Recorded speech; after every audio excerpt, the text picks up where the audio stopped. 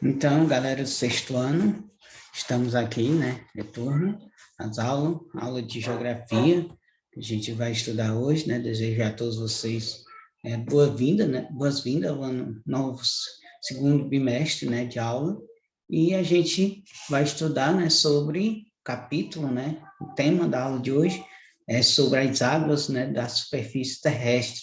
A gente vai compreender questão das águas, né, como elas estão disponíveis, né, na superfície terrestre. Então, desde já, né, desejo a vocês bons estudos, né. Vamos aqui, né. Então, aqui a gente vai observando que as águas da superfície terrestre, né, ou seja, extensas massas de água recobrem 70%, né, da superfície terrestre, formando os oceanos, os mares, rios, lagos, né, e geleiras.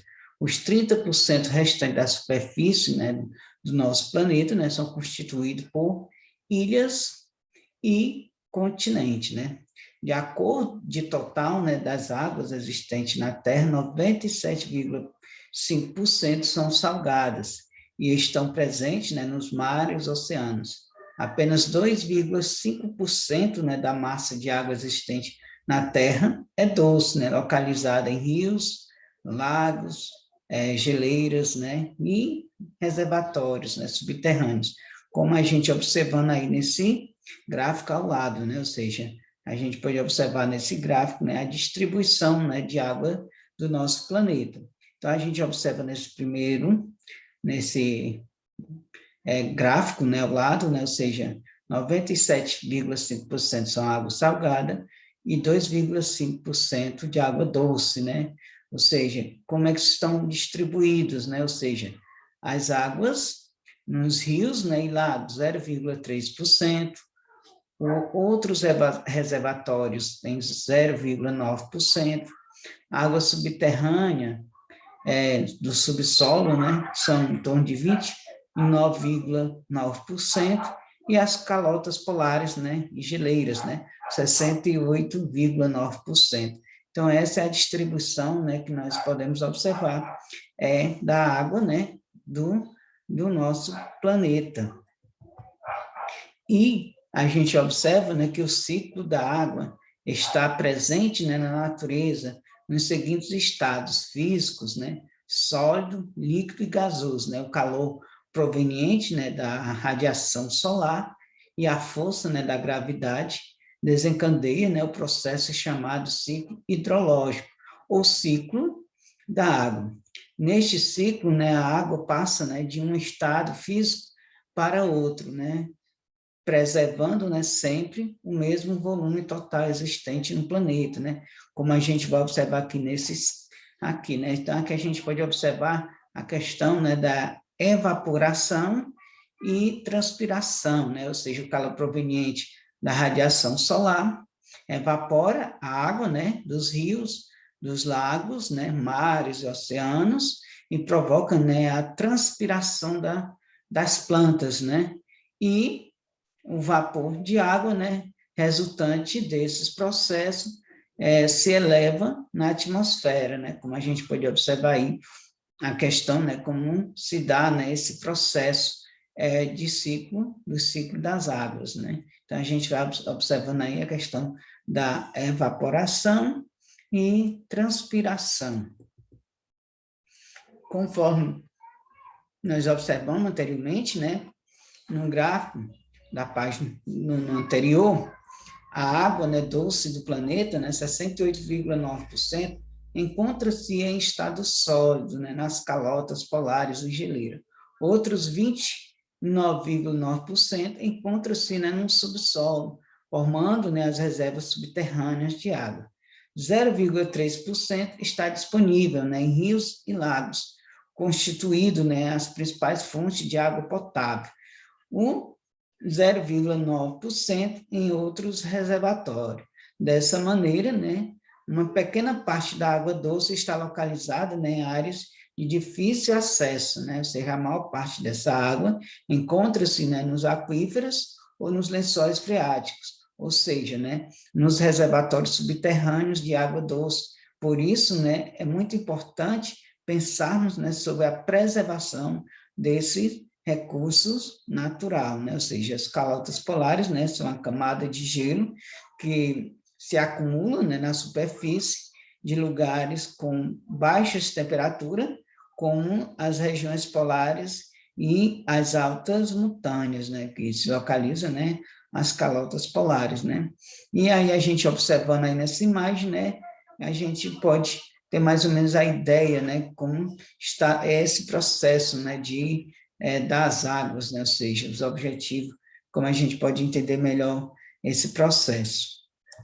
E a gente observando aqui, né, ou seja, a forma, né, ou seja, a gente pode observar que vai estar relacionado com a condensação, precipitação, infiltração e escoamento, né? Vocês observam aí que a condensação na atmosfera, né? Ela vai, o vapor de água se condensa, formando nuvens, né? De diversas formas e tamanhos, né? Aí vem o ponto 3, né? Que é a precipitação, né?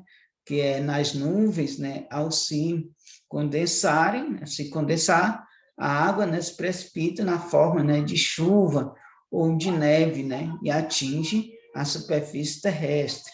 E vem a infiltração, né, que parte da água que atinge, né, a superfície se infiltra, né, no solo, podendo ser absorvida, né, pelas plantas ou atingir, né, as reservas subterrâneas de água. E o escoamento, né, que parte da água, né, que atinge a terra, escoa, né, pela superfície, né, seguindo a declividade do relevo até atingir corpos de água, né, como os rios e lagos, de onde parte, né, levadas aos mares e oceanos, né? Então aí a gente pode observar a questão, né, do ciclo da água, né? A gente pode observar essa questão, ou seja, da condensação, vem a precipitação, a infiltração e o escoamento, né, dessa água. E aqui a gente vai observar as águas, né, nos continentes. A gente observa, né, que as águas do continente, também conhecidas, né, como águas doces, correspondem, né, a 2,5%, né, de total de água no planeta. Como a gente está estudando, né, já estudamos, elas estão distribuídas, né, pelos continentes, em rios, lagos, águas subterrâneas e geleiras. As geleiras, né, são imensas massas de gelo, perene, né, ou seja, permanente. Quando a gente fala perene, aqui é permanente, formada, né, pelo congelamento de águas doces e que estão, né, localizadas em regiões polares e áreas montanhosas, em latitudes elevadas, ou seja, nas regiões polares, onde as temperaturas, né, são baixas, em razão à fraca incidência dos raios solares. As geleiras, né, são denominadas, né, geleiras continentais ou de latitude. Já em áreas montanhosas, né, em razão das baixas temperaturas, decorrente da elevada altitude, as geleiras recebem, né, o nome de geleiras de altitude ou alpinas, né? Ou seja, aí a gente observa essa geleira aí, né? Ou seja, essa imagem aí do lado, que é a geleira localizada na Islândia, né? Ou seja, uma foto, seja tirada em 2016, né? Uma área coberta por gelo. E a gente observando os rios são formados, né, por porções de água doce, que escoam em cursos, né, naturalmente esculpidos, né, na superfície dos continentes, ainda que muitos desses cursos, né, já tenham passado, né, pela interferência humana. As águas de um rio podem ter, né, origem no derretimento de geleiras, no afloramento de águas, né, subterrâneas na superfície ou no escoamento superficial da chuva. Os rios são muito utilizados, né, pelas sociedades humanas para diferentes, né, atividades, como abastecimento de água para as populações, fornecimento de alimentos, produção de energia elétrica, navegação, entre outros. Nessa imagem dessa cidade que vocês observam aí, né, que retrata parte do curso, né, do Rio Nilo, né, no Egito, foto tirada, né, ou seja, em 2017. Então, vocês observam aí o Rio Nilo, né, no Egito, ou seja, parte, né, desse curso do rio. E a gente observando aqui a questão dos lagos, quando as águas provenientes de chuvas, né, rios, afloramentos, né, de fontes subterrâneas ou derretimento de geleiras, né, se acumulam em determinadas depressões da superfície terrestre, formam-se lagos, né? Os lagos podem se originar naturalmente ou ser construídos artificialmente, né? Eles variam, né, de tamanho e profundidade, podendo ser de água salgada ou doce, né? Então, aqui a gente observa a questão, a formação dos lagos, né? Então, pode observar que a formação do lago são águas acumuladas de afloramentos subterrâneos, né? Das chuvas, ou do derretimento, né? De geleiras, né? Que acumulam em determinadas áreas, né? Formando os lagos. Aqui a gente observa essa imagem, do lago em Alberta, né, Canadá, foto tirada em 2017. As águas, né, subterrâneas são reservatórios, né, naturais de água doce, localizados abaixo, né, da superfície terrestre. Esses reservatórios de água formam-se, né, quando a água, na forma de chuva, cai sobre a superfície e se infiltra, né, pelo solo, entre as camadas de rochas permeáveis, né, rochas porosas, até atingir, né, uma camada de rocha impermeável, né? Dessa maneira, a rocha preenche, né, os espaços vazios entre as rochas, ficando, né, armazenada. Então, aqui a gente pode observar a perfuração, né, de um poço, né, em Ladakh, né, ou seja, na Índia, né, ou seja, em 2018, ou seja, captando a água, né, do subsolo, um poço sendo perfurado. E aqui, quando a gente observa os aquíferos, né, que encontram-se próximo à superfície, sua captação é mais fácil, sendo realizado por meio de perfuração, né? Como vocês observam aí, a perfuração. Já os aquíferos localizados em camadas mais profundas do subsolo são alcançados por meio, né, de máquinas e equipamentos, né, especializados, né? A gente pode observar aí a questão, né, de captação dessas águas, né, no subsolo. Vocês observam aí que poços, né, poços de água, né, seja, observando aí, são aqueles poços, né, que muitas vezes são perfurados manualmente, né, que a gente conhece como cacimbões, né, cacimbas, né, ou seja, já os poços subterrâneos, como vocês podem observar nessa imagem, ele tem uma profundidade maior, né? Então, para chegar a essa profundidade, é necessário de máquinas, né? Para poder escavá-lo e chegar até a acesso à água. E a gente observando, né, a importância, né, das águas doces, né? A água doce é um componente essencial, tanto para a vida de plantas, quanto para a vida do ser humano, né, e de outros animais da terra. Você já observou, né, a enorme quantidade de atividades que realizamos com a água, né, ou seja, situações como limpeza residencial, higiene pessoal, lavagem de roupas e preparo de alimentos e bebidas, envolve, né, o uso de água. Além do consumo direto, né, muitos objetos que usamos diariamente, né, como roupas, calçados, eletrodomésticos, utilizam a água, né, em seu processo, né, produtivo nas indústrias, né, como a gente vai observar aí no gráfico ao lado, o consumo mundial de água, né, nas principais atividades desenvolvidas, né, pelo ser humano. Aí a gente pode observar que a agropecuária, né, é o setor que mais necessita de água, né, ou seja, que mais consome água.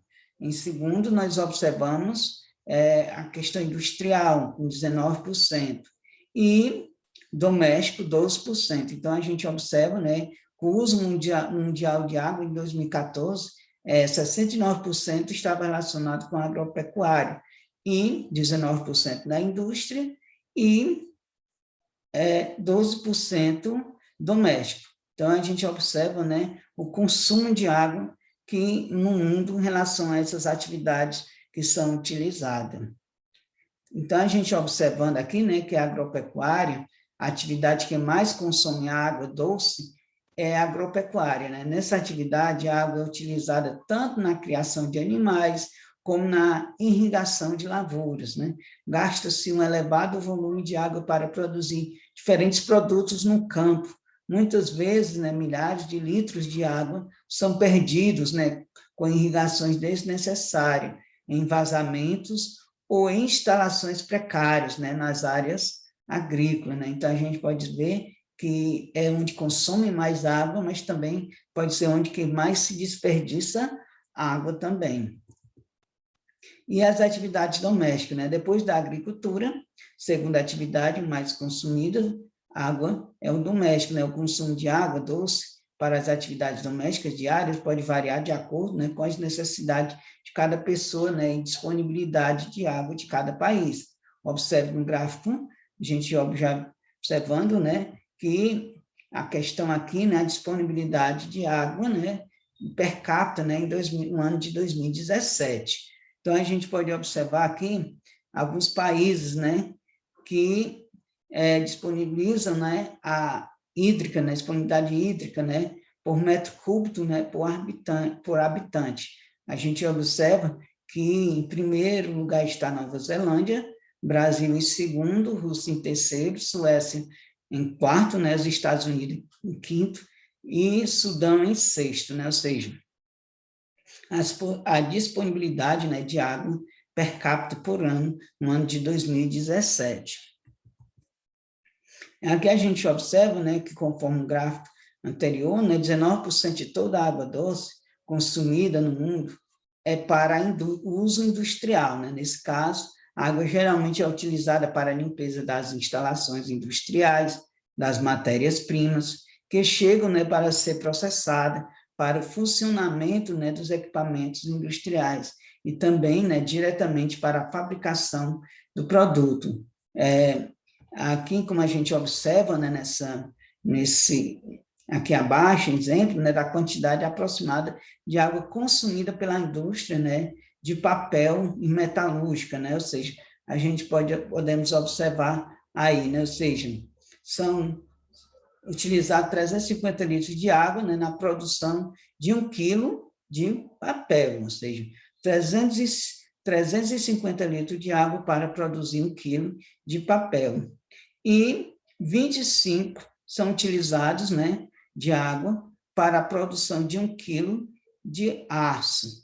Então, a gente observa aí, né, ou seja, a quantidade de água que é consumido na produção de papel e na produção de aço, ou seja, 1 quilo de aço consome menos água do que 1 quilo de papel. 1 quilo de papel é consumido 350 litros, enquanto 1 quilo de aço é consumido 25 litros de água, né? Então, a gente pode ter mais ou menos a ideia de alguns, né, produtos, né, que consomem bastante água na indústria, né, que a água é necessária para essa produção industrial. Né? Então, aqui a gente pode observar que outras utilizações, né, a água doce também é muito utilizado como via, né, de transporte de pessoas, de mercadorias, e para a produção de energia hidrelétrica, né? Em vários países do mundo, muitos rios e lagos apresentam, né, trechos navegáveis, né? Geralmente esses rios e lagos, né, apresentam grande profundidade e volume de água e estão, né, em áreas onde o relevo é plano, né, ou poucos desníveis de altitude. Isso facilita, né, que as pessoas e mercadorias sejam transportadas, né, por embarcações. Alguns rios, né, que percorrem área onde o relevo apresenta grande desnível, têm suas águas representadas, né, e utilizadas para gerar as turbinas, né, de usinas hidrelétricas, produzindo assim energia elétrica. Aí, como vocês podem observar do lado dessa imagem, a embarcação, né, de carga navegando em um rio da Rússia, né, no ano de 2016. E aqui a gente observa, né, o uso racional da água, o crescente aumento, né, na população mundial e o intenso uso, né, dos recursos hídricos tem provocado, né, a escassez de água nas mais diferentes partes do mundo. E esse não é um problema distante, né, dos brasileiros, diferentes regiões do nosso país, mesmo aquelas em que as chuvas, né, sempre foram abundantes. Tem experimentos redução das chuvas e a consequente, né, falta de água para o uso da população. No entanto, grande parte dela faz uso racional, sem desperdício, né, de água apenas nos períodos, né, de escassez. O uso racional da água é uma questão sobre a qual, né, todos nós brasileiros devemos refletir.